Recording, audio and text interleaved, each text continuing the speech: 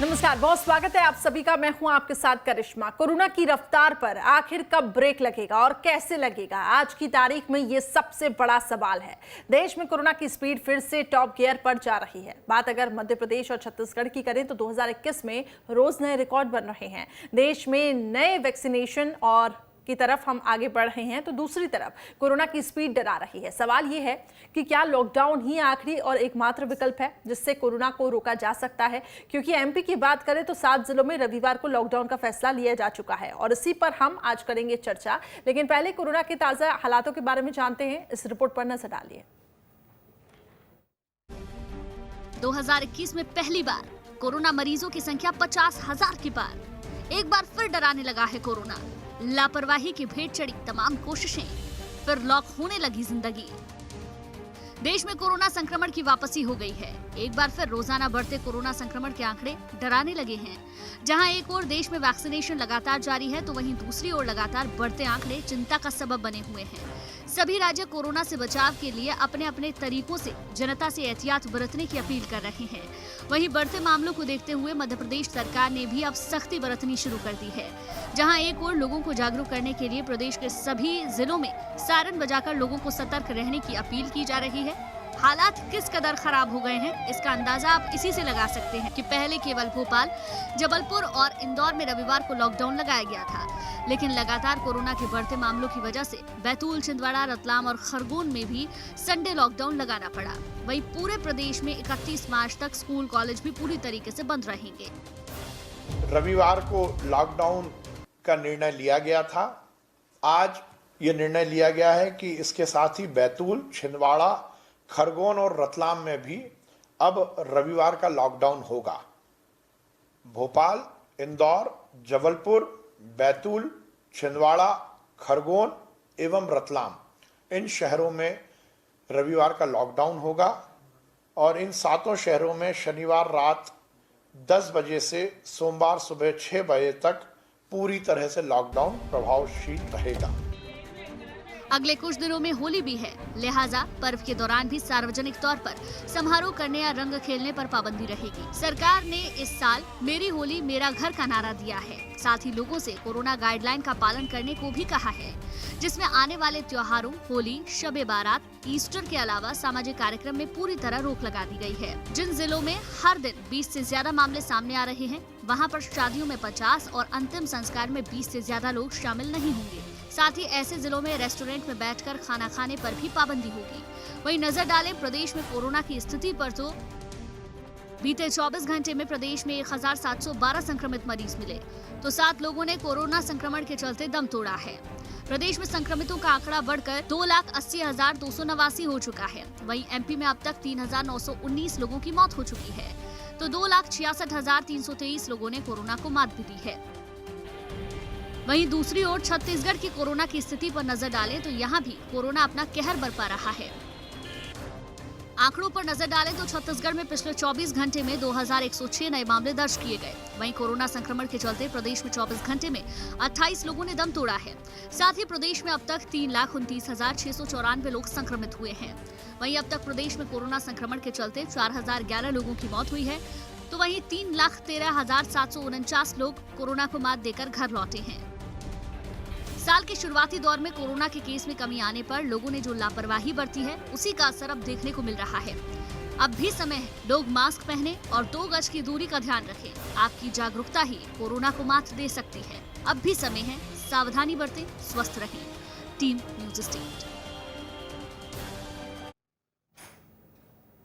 तो आपकी जागरूकता ही कोरोना को बढ़ने से रोका जा सकता है। लेकिन इन सब के बीच देखिए बड़ा सवाल ये भी उठता है कि अब कोरोना के केस लगातार बढ़ते जा रहे हैं, तो क्या लॉकडाउन ही एकमात्र विकल्प है? क्योंकि कई ऐसे शहर, अगर हम बात एमपी की भी करें तो अब तो 7 शहरों में ऐसा हो चुका है कि संडे का लॉकडाउन रहेगा। महाराष्ट्र जो इस वक्त सबसे ज्यादा प्रभावित है, इससे पहले भी वहां पे कुछ जिलों में लॉकडाउन लगाया गया। एक बार फिर से नांदेड़ में बताया जा रहा है कि पाबंदियां सख्त होने वाली है। दिल्ली में भी कोरोना के मरीज तेजी से बढ़ते जा रहे हैं। वहीं पंजाब की बात करें तो वहां पर तो अब नए स्ट्रेन के मरीज मिल रहे हैं।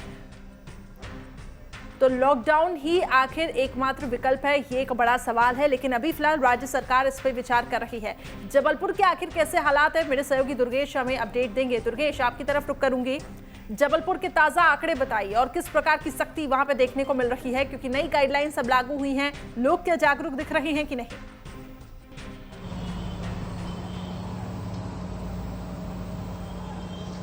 देखिए करिश्मा, यदि आंकड़ों की बात करें तो आंकड़े तो चिंता जाहिर करते हैं और ये बताते हैं कि अभी भी संक्रमण का खतरा लगातार बढ़ रहा है, दिनों दिन बढ़ रहा है, क्योंकि पिछले 6 दिनों से लगातार जबलपुर में संक्रमित मरीजों का आंकड़ा सैकड़ा पार कर रहा है। पिछले 24 घंटों की बात करें तो 109 नए संक्रमित मरीज मिले थे, उसके पहले 165 ये संख्या चली गई थी। तो पिछले 6 दिनों में ही रोजाना सैकड़ा पार हो रहा है, यानी कि 600 से ज्यादा, 650 से ज्यादा संक्रमित मरीज तो केवल पिछले 6 दिनों में मिल चुके हैं। इससे साफ जाहिर होता है कि जो संक्रमण है वो भयावह स्थिति में पहुंच चुका है और यदि अभी भी हम नहीं संभले, अभी भी हमने गंभीरता नहीं ली तो आने वाले दिनों में मुश्किलें बढ़ सकती हैं। क्योंकि करिश्मा देखिए, एक बात गौर करने वाली बात होगी, 1 साल पहले, ठीक हम तस्वीरें बात करें तो 1 साल पहले हमें नहीं मालूम था कि कोरोना के संक्रमण से कैसे बचना है, कैसे सुरक्षित रहना है, कि यदि हो जाता है तो फिर कैसे आपको इलाज कराना है। लेकिन 1 साल की बाद की तस्वीरें बिल्कुल अलग है।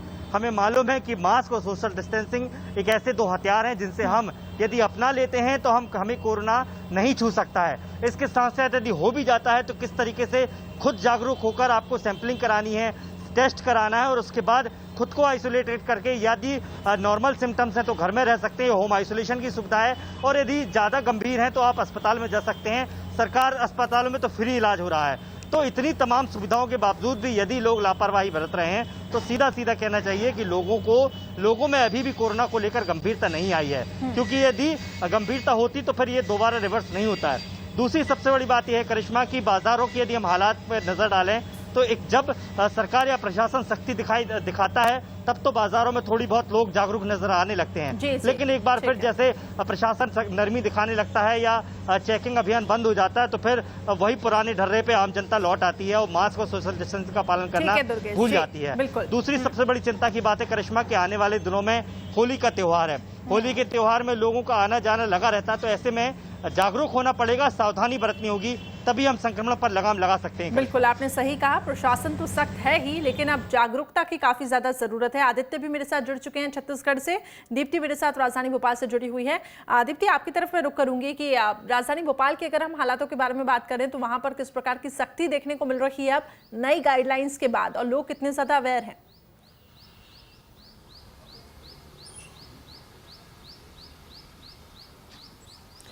बिल्कुल करिश्मा जी, देखिए मैं छत्तीसगढ़ की बात आपको बताऊंगा क्योंकि छत्तीसगढ़ में स्थिति बहुत ज़्यादा भयावह होते जा रही है। 21 तारीख से हम बात करते हैं, 21 मार्च से अगर शुरुआत हम करें, 21, 22, 23, 24 और आज हम 25 पर बैठे हैं। 21 मार्च को 1000 मरीज आए थे पूरे प्रदेश में और 10 मौतें हुई थी। कल 24 तारीख थी, 24 तारीख को यह आंकड़ा 1000 जो 21 तारीख को था वो 24 तारीख को यह आंकड़ा 2106 हो गया है, जस्ट डबल। मौत 10 थी 21 तारीख को। 24 तारीख का आंकड़ा जो रात में कल 10:30 बजे के आसपास मेडिकल बुलेटिन आया उसमें मौत का आंकड़ा पहुंच चुका है 20। मतलब आप समझ सकते हैं कि 4 दिन में इसकी रफ्तार दुगनी हो चुकी है और इसी रफ्तार से अगर ये आगे बढ़ता है तो इसे संभालना मुश्किल हो जाएगा। कल जब स्वास्थ्य मंत्री टीएस सिंहदेव की प्रेस कॉन्फ्रेंस हो रही थी तो उन्होंने एक बात बहुत साफ बोली कि संक्रमण का स्तर क्योंकि कैसे नापा जाता है, जितनी टेस्टिंग होती है और उस टेस्टिंग में कितने लोग पॉजिटिव आते हैं उस हिसाब से संक्रमण का स्तर नापा जाता है। तो कल 4.1 था कल तक का, कल मतलब परसों के फिगर के हिसाब से जब 1900 के आसपास आया था।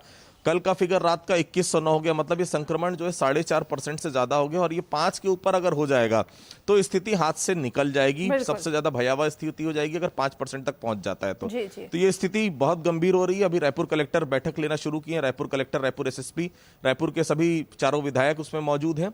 उसमें यही निर्णय लिया जाएगा कि आगे आने वाले समय में रायपुर में कड़ाई किस तरह किया जाए, क्योंकि रायपुर में कल वही 600 के आसपास मरीज और दुर्ग ने तो कल पूरे रिकॉर्ड तोड़ दिए, 793 मरीज। दुर्ग जिले में जो मुख्यमंत्री भूपेश बघेल का गृह जिला है, ताम्रध्वज साहू का गृह जिला है, 793 वहां पर आए हैं मामले। और रायपुर में तो कल जो मौत का आंकड़ा है वो निश्चित तौर पर डराने वाला है। पूरे प्रदेश में अगर 20 मौतें हुई तो 12 मौतें उसमें राजधानी रायपुर की है। तो रायपुर की स्थिति निश्चित तौर पर चिंताजनक होते जा रही है, रायपुर और दुर्ग की, उसको लेकर आज निर्णय यहाँ पर होने हैं। चलिए ठीक है, ये आपने एक अहम जानकारी दी, लेकिन चिंता की बात छत्तीसगढ़ के लिहाज से ये है कि यहाँ पे अब मौतों की संख्या बढ़ती जा रही है। बने रहे मेरे साथ। दीप्ति, आपकी तरफ रुक करूंगी। मध्य प्रदेश के हालातों के बारे में हम आपसे अपडेट्स ले रहे थे, फिलहाल ताजा आंकड़े वहां पर क्या है?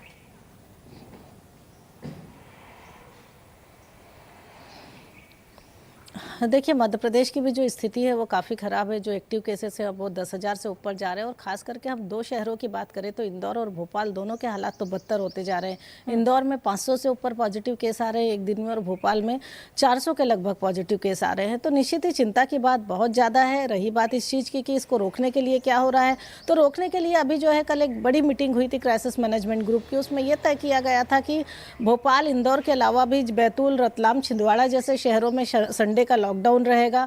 सिनेमा घर बंद कर दिए गए हैं। रेस्टोरेंट में बैठकर खाना जो है अलाउड नहीं है। पैकिंग के लिए वहाँ पे टेक अवे के लिए या घर ले जाकर खाने की परमिशन है। तो सिनेमा घर बंद हो गए हैं, स्विमिंग पूल बंद हो गए हैं। तो सख्ती तो इस लेवल पर बढ़ती जा रही है। लेकिन सबसे बड़ी बात यह है करिश्मा कि जो डे टू डे में जिस तरह से इन्फेक्शन फैलता है उसमें सिनेमा घर, पुल और ये सब स्थितियाँ तो बहुत दूर में आती हैं। सबसे पहले तो रोज जो बाजारों में भीड़ हो रही है उसमें कितनी सोशल डिस्टेंसिंग का ध्यान रखा जा रहा है, उसमें कितने मास्क का ध्यान रखा जा रहा है, ये अपने आप में एक बड़ी बात है। सरकार सख्ती तो कर रही है पर लॉकडाउन को लेकर सख्ती कर रही है। बहुत सारी सर्विसेज बंद कर दी गई हैं, जैसे कि मैं आपको बता रही हूँ रेस्टोरेंट, सिनेमाघर, इनको लेकर सख्ती कर रही है।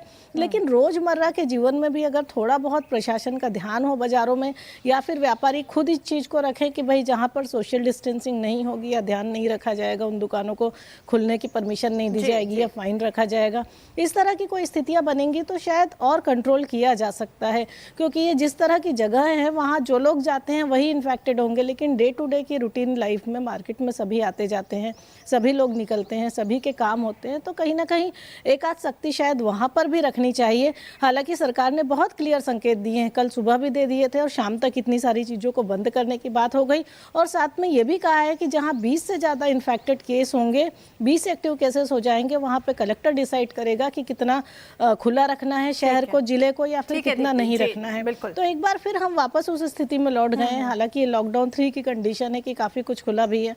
जी बिल्कुल, आपने सही कहा कि एक बार फिर से हम लॉकडाउन की ओर आगे बढ़ते हुए दिखाई दे रहे हैं। लेकिन इन सब के बीच जैसा कि आपने कहा कि सरकार सख्ती तो दिखा रही है, भीड़ भाड़ वाले इलाकों के लिए सरकार की सख्ती अलग है। लेकिन अब मुझे ऐसा लगता है कि राजनीतिक कार्यक्रमों पर भी रोक लगानी चाहिए। जिस तरीके से वहां पर तेजी से लोग, इतनी भारी संख्या में लोग वहां पे जुटते जा रहे हैं, तो वहां क्या कोरोना नहीं होता, ये एक बड़ा सवाल है। दुर्गेश, मैं आपकी तरफ रुख करूंगी।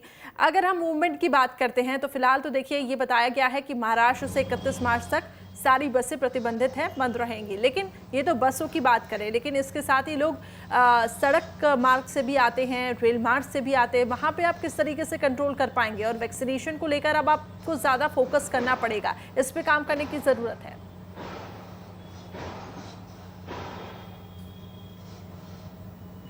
बिल्कुल करिश्मा, देखिए चिंता सबसे बड़ी बात यही है कि जो लोग चोरी छुपे आते हैं या जो लोग बाय रोड आना जाना कर रहे हैं दूसरे राज्यों से या दूसरे शहरों से, उन्हें रोकना प्रशासन के लिए एक बड़ी चुनौती बना हुआ है। और यही वजह है कि प्रशासन नेशनल हाईवे पर बात करें या जिलों की सीमाओं पर बात करें, सुरक्षा के कुछ इंतजाम तो नजर आते हैं, लेकिन वो कितने पुख्ता हैं या जो वहां पर तैनात किए गए हैं वो कितनी ईमानदारी से लोगों का जांच कर रहे हैं, पड़ताल कर रहे हैं, उस पर सवाल जरूर खड़े होते हैं। क्योंकि यदि जांच पड़ताल ईमानदारी से होती तो शायद जबलपुर के ऐसी स्थिति नहीं बनती। क्योंकि एक समय पर जब नागपुर में या महाराष्ट्र में बहुत तेजी से संक्रमण फैला था, तब अधिकारियों ने बात कही थी कि लगातार जो नागपुर से आना जाना लोगों का लगा हुआ है, वो उसकी वजह से ही कहीं ना कहीं आने वाले दिनों में संक्रमण की रफ्तार देखने को मिलेगी।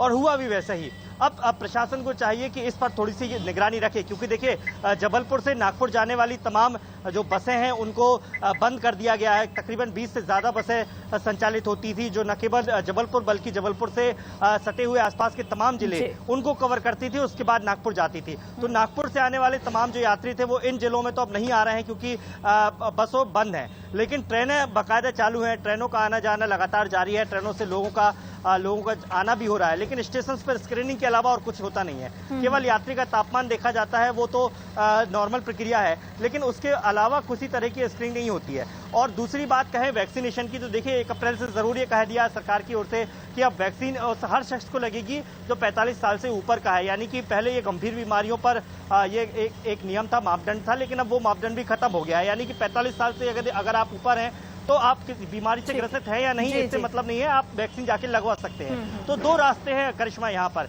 एक तो वैक्सीन की संख्या जो है उसे तेजी से बढ़ाना है, वैक्सीनेशन हर आदमी तक पहुंच जाए, इस पर प्रशासन को जोर देना है। और दूसरा जो सख्ती की जरूरत है। आज बाजारों में दुर्गेश जी। खासकर जबलपुर, भोपाल या इंदौर की बात करें, जिन जिलों में लगातार बढ़ रहा है वहां पर सख्ती की जरूरत है। आपने तो सही कहा कि 2 दिन बाद तक तो सख्ती नजर आई, लेकिन एक बार फिर हमें बाजारों वही ढिलाई देखने को मिल रही है। बिल्कुल आपने सही कहा, वही ढिलाई देखने को मिल रही है।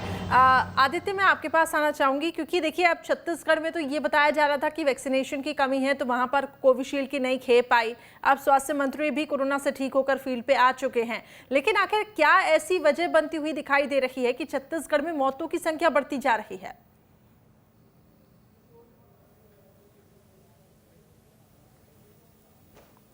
जी, दिक्कत ये है कि बहुत साफ कर दिया प्रशासन ने। अभी थोड़ी देर पहले रायपुर कलेक्टर हैं भारतीदासन एस, उनसे मेरी बातचीत हो रही थी। अभी कलेक्टर ने बैठक ले रहे हैं। उनका यही कहना था, मैंने पूछा उनसे कि स्थिति कल की जो है उस हिसाब से क्या प्रशासन कोई बड़ा डिसीजन लेने जा रहा है। उनका साफ तौर पर यही कहना था कि लॉकडाउन प्रशासन नहीं ले रहा है और न ही नाइट कर्फ्यू की तरफ हम जा रहे हैं। मतलब साफ है, केवल एक ही ऑप्शन है आपके पास कि लोगों को जो मास्क की आप जो बात कर रहे हैं, मास्क का फाइन सरकार बढ़ा दी है, 500 रुपए कर दी है, और मास्क को लेकर गंभीरता जो है प्रशासन दिखाएगा। उसके लिए पुलिस प्रशासन की भी मदद जो है वो ली जाएगी जिला प्रशासन के द्वारा। दूसरी महत्वपूर्ण चीज जो आपने पूछी, देखिए मौत का आंकड़ा क्यों बढ़ रहा है। देखिए दिक्कत यह है, रायपुर एम्स सबसे बड़ा अस्पताल है, दूसरा अंबेडकर अस्पताल, तीसरा जो है निजी अस्पताल की बात करूं तो रामकृष्ण। ये तीनों जगह ऑक्सीजन बेड पूरी तरह से फुल हैं। अब आप समझ सकते हैं कि रायपुर की स्थिति क्या है। दुर्ग की स्थिति इससे ज्यादा भयावह होते जा रही है। 793 मरीज कल दुर्ग में आए हैं, और ये बताने के लिए पर्याप्त है कि दुर्ग बहुत बड़ा कोई ऐसा अस्पताल नहीं। एक भिलाई का अस्पताल हम मान लें और दुर्ग का जो जिला अस्पताल मान लें, दोनों जगहों पर भी स्थिति पूरी तरह से पैक है। और जिस रफ्तार से मरीज बढ़ रहे हैं, 4 दिन पहले 1000, 4 दिन बाद 2000, मौत का आंकड़ा 4 दिन पहले 10, 4 दिन बाद 20, मतलब दुगनी रफ्तार से जो मरीज बढ़ रहे हैं उसके लिए आपको व्यवस्था करनी पड़ेगी। माना का कोविड अस्पताल सरकार ने कल से शुरू करने की बात की है। इसके अलावा भी पहले जो सेंटर्स बनाए गए थे, जो बंद कर दिए गए थे कोविड सेंटर्स, उसको भी चालू करना ही पड़ेगा प्रशासन को। देखना ये होगा साफ कि तौर किस पर नजर आ रहा तरीके है। से, जी बिल्कुल, प्रशासन अब आगे किस तरीके से व्यवस्था करते हैं। मैं लौटूंगी आपके पास। विनोद मेरे साथ ग्वालियर से जुड़ चुके हैं। विनोद, ये बताएं कि ग्वालियर की अगर हम बात करें तो वहां पर देखिए कहीं ना कहीं राजनीतिक गतिविधियां भी होती रहती हैं, और ग्वालियर की बात करें तो वहां अभी कितने मरीज हैं, वैक्सीनेशन को लेकर क्या अपडेट्स है? देखिए, अगर हम ग्वालियर की बात करते हैं तो पिछले कुछ दिनों से लगातार ये देखने में मिल रहा है कि ग्वालियर में हर 5वें 6वें दिन 35, 40 और 25 इस तरह से मरीजों की संख्या लगातार बढ़ती जा रही है। दूसरा, एहतियात के तौर पे प्रशासन ने अब थोड़ी सी सतर्कता बढ़ा दी है। कल जो मीटिंग हुई है जिला प्रशासन और संभागीय तमाम अधिकारियों के साथ, उस मीटिंग में तय हुआ है कि जिस गली मोहल्ले में अगर ज्यादा संख्या में मरीज मिलते हैं तो उस पूरी गली को कंटेनमेंट जोन घोषित कर दिया जाए। इसके साथ ही जो बाहरी नाके हैं जो शहर को जोड़ते हैं, रेलवे स्टेशन है या एयरपोर्ट है, वहाँ थर्मल स्क्रीनिंग बढ़ा दी जाए। कोई भी बाहर या एयरपोर्ट है वहाँ थर्मल स्क्रीनिंग बढ़ा दी जाए। कोई भी बाहर से आने वाला ऐसा यात्री या कोई भी व्यक्ति शहर में बिना थर्मल स्क्रीनिंग के ना जा पाए, और अगर कोई सस्पेक्टेड लगता है तो उसको हॉस्पिटलाइज किया जाए, उसका कोरोना टेस्ट कराया जाए। एहतियात के तौर पे हम ये कह सकते जी, जो कुछ भी हमने देखा वैसे ही हालात इस बार फिर से पैदा हो गए हैं। और कुल मिला के ये कहा जाए कि अब प्रशासन के लिए चुनौती भी है, और सरकार भी लगातार जिस तरह से बार बार बैठकें कर रही है अधिकारियों के साथ, उससे जाहिर हो रहा है कि कोरोना की जिस रफ्तार से संक्रमण बढ़ रहा है वो कहीं ना कहीं हैरान तो कर ही रहा है। क्योंकि मध्य प्रदेश में देखिए 3 गुना रफ्तार से पूरा संक्रमण बढ़ा, और ग्वालियर में भी हम ये देख रहे हैं कि 8 गुना रफ्तार। मध्य प्रदेश में सबसे ज्यादा रफ्तार अगर कहीं बढ़ी है तो ग्वालियर में बढ़ी है, और इसीलिए अब कहीं ना कहीं ये प्रशासन के लिए थोड़ा चिंता का सबब जी बिल्कुल, प्रशासन के लिए चिंता का विषय है। लेकिन इन सब के बीच बड़ा सवाल ये है कि लोग उतने जागरूक आखिर क्यों नहीं दिखाई दे रहे हैं। अब तो अलग अलग वेरिएंट के मरीज मिलने लगे हैं, तो ये काफी ज्यादा चिंताजनक है। बहुत बहुत शुक्रिया आप सभी का मेरे साथ जुड़ने के लिए। तो कोरोना को लेकर आखिर कितनी तैयार है सरकार, ये तो वक्त ही बताएगा, लेकिन सरकार का दावा है कि अपनी तरफ से व्यवस्थाएं की गई हैं, लेकिन लोग जागरूक दिखाई नहीं दे रहे हैं। तो हमारी आपसे अपील है, जागरूक रहें, सतर्क रहें। फिलहाल खास पेशकश में इतना ही।